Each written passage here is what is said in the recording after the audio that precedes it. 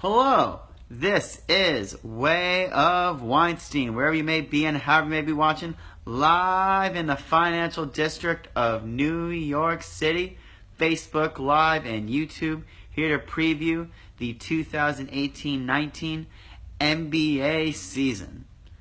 Okay, so let's start with some awards. So, MVP, I got LeBron. LeBron really could have won MVP any of the last couple of years. Because the real problem with MVP, it's not really a most valuable player. It's a great player on a team that had the best regular season. That's realistically what it is. Or a narrative, a story, someone who left. And LeBron's got the narrative. Coming to LA, best player in the game, most historic franchise, LeBron MVP. Defensive player of the year, I got Kawhi. 2 years ago, I thought Kawhi should have been MVP over Russell Westbrook. I think he's fantastic when healthy. He challenges Durant as the second best player in the game, and he's got the claw. Most improved. Back to the Lakers, Brandon Ingram. LeBron makes everyone he plays around better. He does. Brandon Ingram is going to pop to be around a 20 and 12 guy this year. Maybe not exactly, but he's going to have numbers that hit those exact metrics. So, Rookie of the Year, I got DeAndre Ayton. I think he can do big things in Phoenix. Him and Booker are going to be exciting to watch. And Coach of the Year, this is easy, Brad Stevens. Come on. I hate Boston, but I can't deny he's a mastermind. He is a genius. Come on, he got Butler a back-to-back national championship games, and he took them to Game 7 of the Eastern Conference Finals with no Kyrie and no Gordon Hayward. Come on.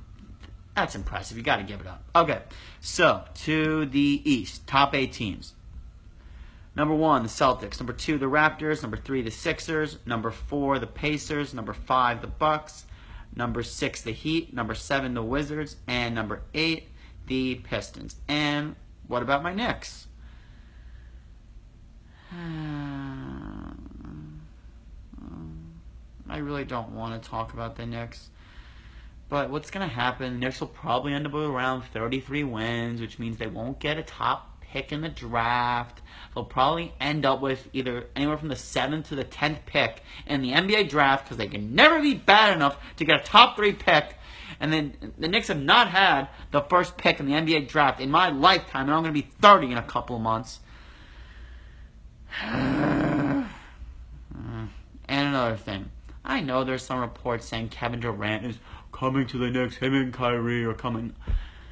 Kyrie said he's staying in Boston, which that was a dagger to my heart. And Durant is not coming. I would be stunned and delightfully surprised, and I would buy that jersey in 2 seconds, but it's not happening.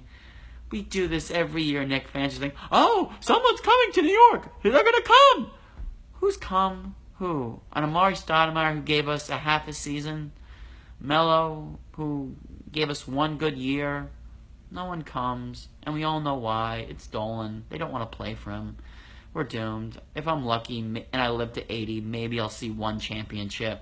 Maybe. Probably not. Okay, so on a more light note, let's go to the West and having me almost cry talking about the Knicks. So to the West. So the Warriors won, Rockets, Lakers, Jazz, Thunder, Pelicans, Nuggets. Then I got the Suns getting the 8th seed. Really like what Ayton and Booker can do.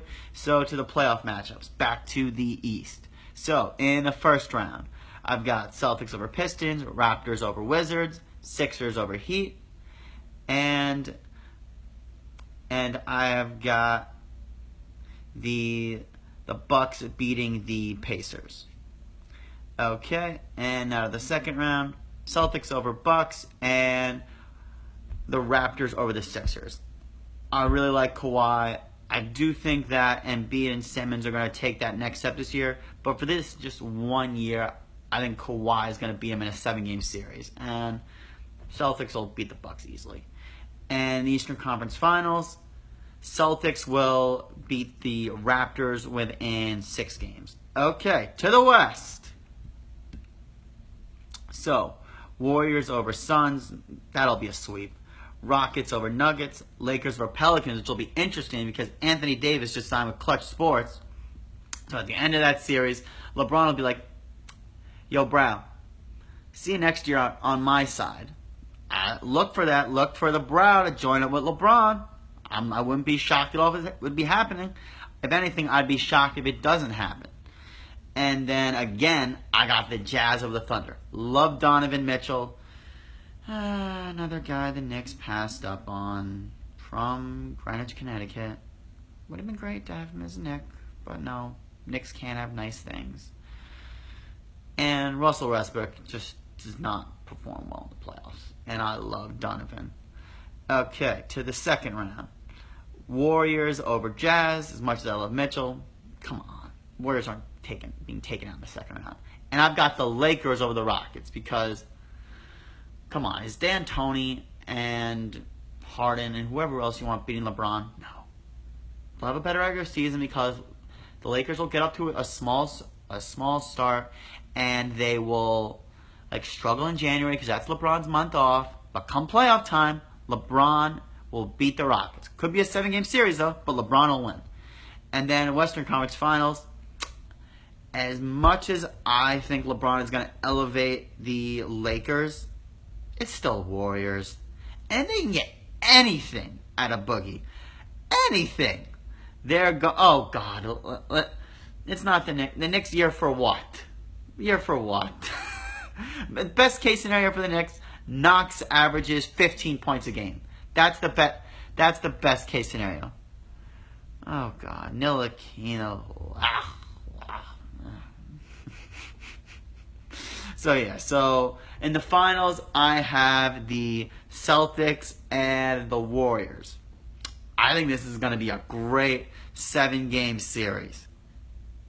And I'm going to tell you, because the Celtics are going to have the path of least resistance, they're going to win. It's just going to happen all for Boston. Red Sox are going to win the World Series. Patriots will win the Super Bowl. And the Celtics win the NBA Finals. I don't even know if a city has had 3 teams win a championship in a calendar year. I don't know. I don't know if that's happening, but you know what? That would be amazing. If the Knicks could actually tank for a year and get Zion, I would be ecstatic. I'd be ecstatic. And also, that would maybe attract free agents to come play with it. Him and Porzingis. That would be great. But yeah, in the finals, I've got Kyrie Irving win the finals MVP. Finally getting a finals MVP. I think he deserved it in 2016. He hit the shot of shots. He was money in all the games that the Cavs won. Oh yeah, definitely. I got number 6 on. Come on. Porzingis is very, very important. Trust me. Even though I was one of those people like that crying kid who was born, I admit when I'm wrong. And he's been great for the Knicks. So yeah, definitely got to do that.